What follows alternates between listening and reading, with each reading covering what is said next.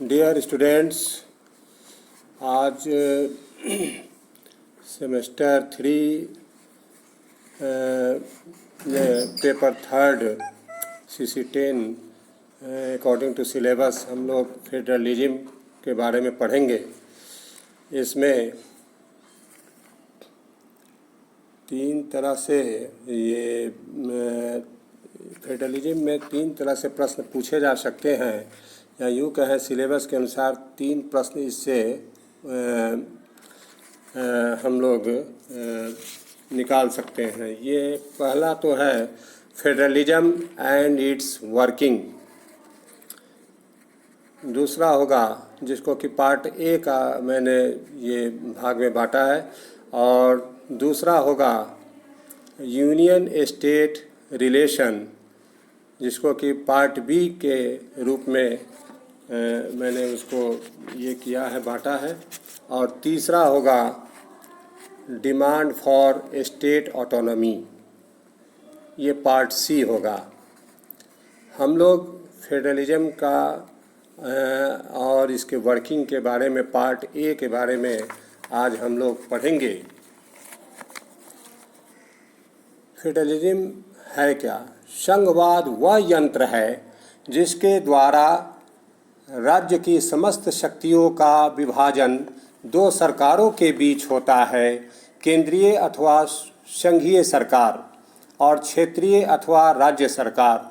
इन दोनों में से किसी भी सरकार को दूसरों के अधिकारों और शक्तियों को अपहरण करने का अधिकार नहीं होता। इस प्रकार संघवाद सीमित सरकार का सिद्धांत है, जिसमें संविधान द्वारा केंद्रीय सरकार और राज्य सरकारों की शक्तियों को सीमित कर दिया जाता है। संघवाद का आधार सत्ता का विकेंद्रीकरण है। संविधान के प्रथम अनुच्छेद के द्वारा भारत में संघीय शासन की व्यवस्था की गई है। संविधान में भारत को राज्यों का संघ, यूनियन ऑफ स्टेट्स कहा गया है। संघ के स्थान पर राज्यों का संघ, यूनियन ऑफ स्टेट्स शब्द के प्रयोग का स्पष्टीकरण करते हुए प्रारूप समिति के अध्यक्ष डॉक्टर B.R. अम्बेडकर ने कहा है कि यद्यपि भारत एक संघ राज्य है, लेकिन यह संघ राज्य किसी प्रकार से राज्यों के पारस्परिक समझौते का परिणाम न होने के कारण किसी भी राज्य को संघ से पृथक होने का अधिकार नहीं देता है। थोड़ा हम लोग इसके नेचर के बारे में, फेडरलिज्म के नेचर के बारे में हम यहाँ स्पष्ट करना चाहेंगे। एक political scientist doctor D.N. Banerjee का विचार है। उन्होंने कहा है कि भारतीय संविधान का ढांचा संघीय है, किंतु उसका झुकाव एकात्मकता की ओर है। केसी वियर के अनुसार भारत मुख्यतः एकात्मक राज्य है, जिसमें संघीय विशेषताएं नाम मात्र की हैं। D.D. बसु का विचार है कि भारत का संविधान न तो पूर्ण रूप से एकात्मक है और न ही पूर्ण रूप से संघात्मक, बल्कि यूँ कहें ये दोनों का सम्मिश्रण है, अर्थात मिश्रित संविधान है। डॉक्टर अंबेडकर का कहना था कि यह एक संघीय संविधान है, क्योंकि यह एक दोहरे शासन तंत्र की स्थापना करता है, जिसमें केंद्र में संघीय सरकार तथा उसके चारों ओर परिधि में राज्य सरकारें हैं, जो संविधान द्वारा निश्चित क्षेत्रों में सर्वोच्च सत्ता का प्रयोग करती है। अब इसके कैरेक्टरिस्टिक्स, संघात्मक व्यवस्था के लक्षण के बारे में कुछ हम लोग जानेंगे। यद्यपि भारतीय संविधान में संघ शब्द का प्रयोग नहीं किया गया है, लेकिन वो प्रयुक्त प्रकृति एवं परिभाषाओं के संदर्भ में यह एक संघ राज्य है। इसमें संघात्मक व्यवस्था के सभी प्रमुख लक्षण विद्यमान हैं, मौजूद हैं। इसको नंबर 1, जैसे संविधान की सर्वोच्चता। संघीय राज्य में लिखित संविधान सर्वोच्च कानून होता है। संविधान के लिखित स्वरूप से संघीय मामलों में मतभेद होने की संभावना बहुत कम हो जाती है, घट जाती है। संविधान के द्वारा सरकारों के संगठन और कार्यों का कानूनी और संवैधानिक आधार तथा संघ और राज्यों के संबंध और क्षेत्राधिकार निर्धारित किए जाते हैं। यद्यपि अमेरिका की भांति भारतीय संविधान को सर्वोच्च तो घोषित नहीं किया गया है, फिर भी भारतीय संविधान इस देश का लिखित सर्वोच्च कानून है। किसी भी सरकार द्वारा संविधान का उल्लंघन नहीं किया जा सकता। भारत में कोई भी शक्ति संविधान के ऊपर नहीं है। नंबर 2 में हम शक्तियों का विभाजन करके इसका अध्ययन कर सकते हैं। भारतीय संविधान में शक्तियों के वितरण के लिए 3 सूचियां बनाई गई हैं: संघ सूची, राज्य सूची एवं समवर्ती सूची। समवर्ती सूची के विषयों पर केंद्र और राज्य दोनों सरकारों को कानून बनाने का अधिकार प्रदान किए गए हैं तथा अवशिष्ट शक्तियों को केंद्र सरकार में निहित करने की व्यवस्था की गई है। अतः दोनों सरकारें एक दूसरे के क्षेत्र में हस्तक्षेप नहीं करती। अतः हम कह सकते हैं कि भारतीय संविधान संघात्मक है। तीसरे, दोहरी शासन व्यवस्था। संघात्मक व्यवस्था में 2 तरह की सरकारें और दोहरे शासन यंत्र होते हैं। भारतीय संघ में भी 2 तरह की सरकारें हैं, एक केंद्र की सरकार और दूसरा राज्य की सरकारें। दोनों की शक्तियों का स्रोत संविधान है। इसमें केंद्रीय सरकार को अधिक शक्तिशाली बनाया गया है क्योंकि संसद को राज्यों की सीमा, नाम, क्षेत्र परिवर्तित करने का अधिकार है और नए राज्यों का निर्माण भी संसद कर सकती है। भारतीय संविधान में द्वैध सिद्धांत का पालन अर्थात दोहरी सिद्धांत का पालन अक्षरशः नहीं किया गया है क्योंकि यहाँ एकल नागरिकता अर्थात एकहरी नागरिकता, एकल न्यायपालिका और बहुत हद तक समान शासन व्यवस्था है। चौथे, सर्वोच्च न्यायालय। हमारे देश में सर्वोच्च न्यायालय स्वतंत्र है। भारतीय संविधान के संरक्षक के रूप में इसे कई कार्य करने के लिए एक स्वतंत्र सर्वोच्च न्यायालय की भी व्यवस्था की गई। संविधान के द्वारा एक सर्वोच्च न्यायालय और राज्यों में उच्च न्यायालयों की भी व्यवस्था की गई है। Professor KV. राव के शब्दों में, इस दृष्टि से हमारा संविधान सोवियत संघ या स्विट्जरलैंड के संविधान से अधिक संघात्मक है। नंबर 5, उच्च सदन का राज्य सदन होना। भारतीय संसद का उच्च सदन अर्थात राज्यसभा राज्यों का सदन है। यह राज्यों का प्रतिनिधित्व करता है। हालांकि यह प्रतिनिधित्व समानता के आधार पर न होकर जनसंख्या के आधार पर होता है।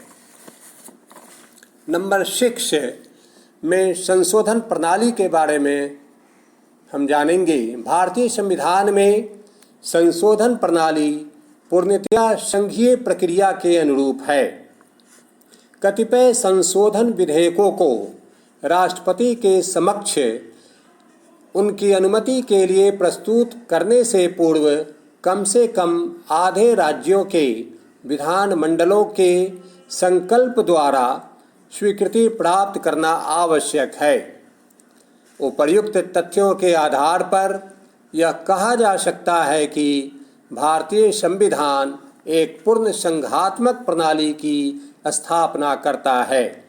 पायली ने लिखा है, भारतीय संविधान के संघीय न होने पर विवाद उठाने का कोई कारण दृष्टिगत नहीं होता। संविधान संघवाद की कसौटी पर खरा उतरता है। अब हम लोग यूनिटरी फीचर्स जो हैं, एकात्मकता का जो संविधान में जो फीचर्स है, लक्षण है, उसके बारे में हम लोग जानेंगे। श्री टी.पी. चाको के अनुसार जो संविधान सभा ने तैयार किया है वह शरीर से संघात्मक है, किंतु उसकी आत्मा एकात्मक है। आमतौर से यह पाया जाता है कि संघात्मक व्यवस्था के अंतर्गत राज्यों के संविधान संघ से अलग होते हैं, लेकिन हमारे संविधान में संघीभूत इकाइयों का अपना अलग संविधान नहीं है। समस्त देश के लिए एक ही संविधान है। नंबर 1, शक्तिशाली केंद्र की स्थापना। संविधान में यह स्पष्ट कर दिया गया है कि राज्य में कार्यपालिका शक्तियों का प्रयोग संघीय कार्यपालिका शक्ति के अनुरूप होना चाहिए।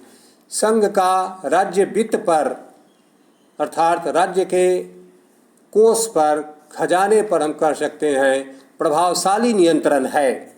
शक्तियों के वितरण में भी केंद्र का पलड़ा भारी है। शक्तिशाली केंद्र की स्थापना का उद्देश्य संप्रदायवाद, प्रांतीयता, क्षेत्रीयता, भाषावाद, अलगाववाद और आतंकवाद जैसी प्रवृत्तियों को खत्म कर भारत की एकता और अखंडता को कायम रखना है। दूसरे नंबर पर एकहरी नागरिकता की हम चर्चा करेंगे। आमतौर से संघीय राज्यों में नागरिकों को संघ तथा इकाइयों की अलग अलग नागरिकता प्राप्त रहती है, लेकिन भारत में एकहरी नागरिकता का प्रावधान है। इस दृष्टि से हमारा संविधान संघात्मक नहीं कहा जा सकता है। नंबर 3, एकीकृत न्याय व्यवस्था। संघात्मक शासन प्रणाली के अंतर्गत केंद्र तथा राज्यों के लिए अलग अलग न्याय व्यवस्था होती है, किंतु समस्त भारत के लिए एक हर न्यायालय का प्रबंध है। विभिन्न राज्यों के उच्च न्यायालय प्रशासन के अंग नहीं हैं, वरन उन्हें सर्वोच्च न्यायालय के अधीनस्थ काम करना पड़ता है। नंबर 4, राज्यपालों की नियुक्ति। भारत के विभिन्न राज्यों के राज्यपालों की बहाली अर्थात नियुक्ति राष्ट्रपति करता है। यद्यपि वे राज्य प्रशासन के प्रधान होते हैं, लेकिन उन्हें केंद्रीय सरकार के अभिकर्ता अर्थात एजेंट के रूप में काम करना पड़ता है। नंबर 5, संकटकालीन उद्घोषणा। राष्ट्रपति को भारतीय संविधान अनेक संकटकालीन अधिकार देता है। वह 3 परिस्थितियों में संकट काल की उद्घोषणा कर सकता है। नंबर 1, युद्ध या बाह्य आक्रमण के समय। नंबर 2, राज्यों में संवैधानिक विफलता के समय। नंबर 3, वित्तीय संकट के समय। मौलिक बातों में नेक्स्ट पॉइंट हम लोग कहेंगे या 6ठा पॉइंट, मौलिक बातों में एक रूपता। विश्व के अन्य संघीय शासनों के अंतर्गत कानून, प्रशासन, न्यायिक संरक्षण तथा अन्य मामलों में विभिन्नता पाई जाती है, लेकिन भारतीय संघीय पद्धति के अंतर्गत इन मामलों में एकरूपता लाने का प्रयास किया गया है। 7वें नंबर पर प्रांतों की स्वायत्तता के बारे में हम जानेंगे। संविधान के अनुच्छेद 3 के अंतर्गत केंद्र को प्रांतों की जीवन मृत्यु का अधिकार सौंपा गया है। इसके द्वारा संसद किसी भी राज्य की सीमाओं को बदल सकती है। ऐसी स्थिति में किसी राज्य का अस्तित्व भी समाप्त हो सकता है। 8वें नंबर पर राज्यसभा में राज्यों का समान प्रतिनिधित्व। संघीय शासन की एक यह भी व्यवस्था है कि केंद्रीय व्यवस्थापिका के उच्च सदन में विभिन्न इकाइयों को समान प्रतिनिधित्व दिया जाता है, लेकिन भारतीय संविधान में ऐसा प्रावधान नहीं किया गया है। यहाँ प्रतिनिधित्व का आधार राज्यों की जनसंख्या को रखा गया है। इसमें संघीय सिद्धांत का उल्लंघन होता है। नंबर 9, संवैधानिक संशोधन में केंद्र की सर्वोपरिता। भारतीय संविधान में संशोधन लाने की शक्ति मुख्यतः केंद्रीय सरकार के हाथ में दी गई है। कोई भी राज्य संवैधानिक संशोधन संबंधी विधेयक पेश नहीं कर सकता।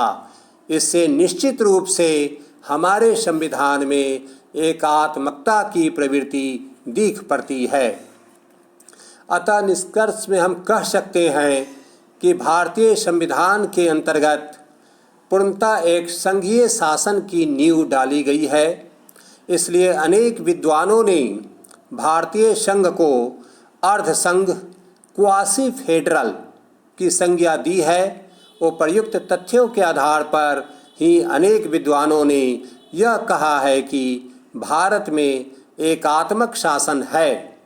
इस संबंध में पीके बनर्जी उद्धृत कर सकते हैं, जिनका कहना है कि भारतीय संविधान निश्चित रूप से अर्धसंघीय या एकात्मक है। आज हम लोग फेडरलिज्म और उसके वर्किंग के बारे में पार्ट ए को पढ़े हैं।